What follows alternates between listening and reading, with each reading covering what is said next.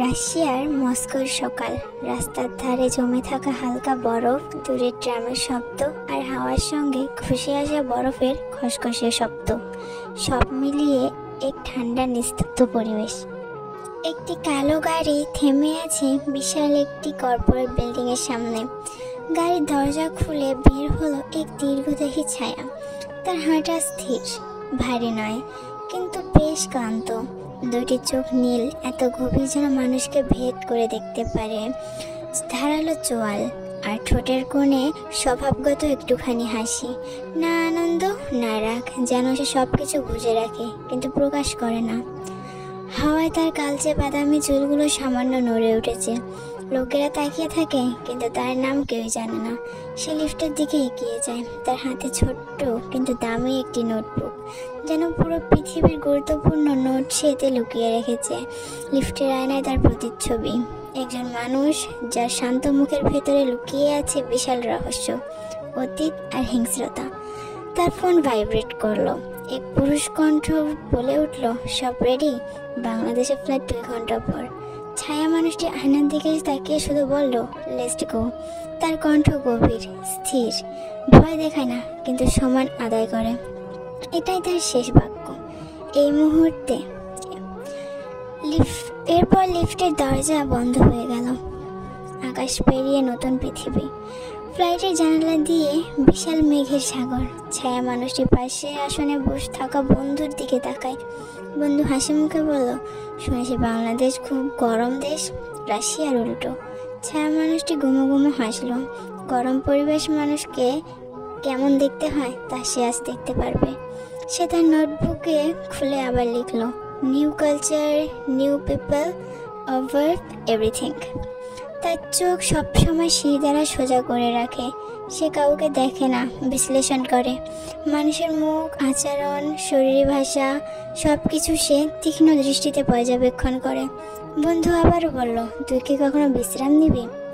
সে জানালার বাইরে তাকিয়ে শান্তভাবে বলল, বিশ্রাম মানুষকে দুর্বল করে।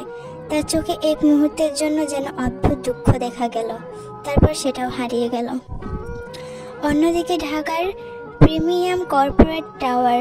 সকাল 9টার গরম হাওয়া, গাড়ির সাইরেন, মানুষের ভিড়, রোদের তীব্রতা, সব মিলিয়ে শহরটা যেন শব্দের ঝড়। টাওয়ারের বারান্দায় দাঁড়িয়ে আছে ফিয়া রহমান।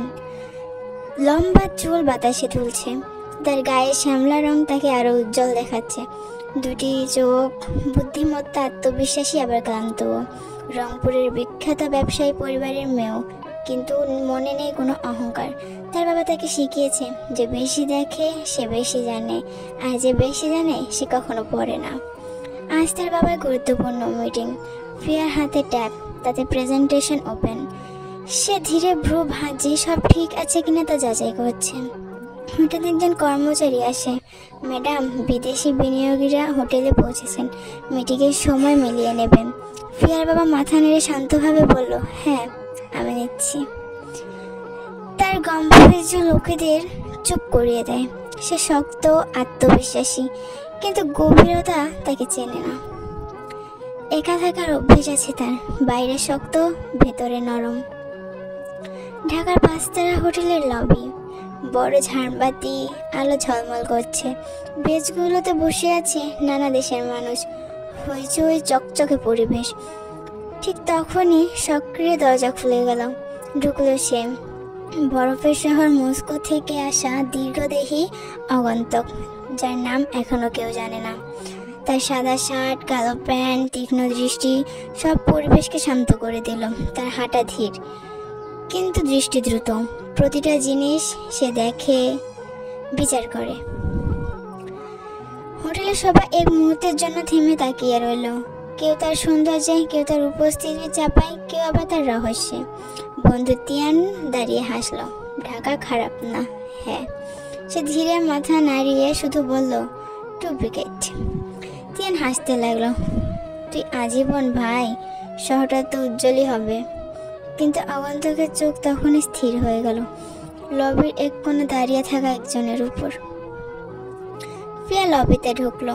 তার সাদামাটা গাউন, শ্যামলা ত্বক, শান্ত হাঁটা, কোনো সাজ নেই, কোনো অহংকার নেই, কিন্তু উপস্থিতি তীক্ষ্ণ। সে লবির মাঝে দিয়ে হেঁটে গেল। তখনই অজানা আগন্তুকের চোখ প্রথমবার তার দিকে উঠল। দুজনের চোখ এক সেকেন্ডের জন্য মিলল। অদ্ভুত নীরব স্থির মুহূর্ত।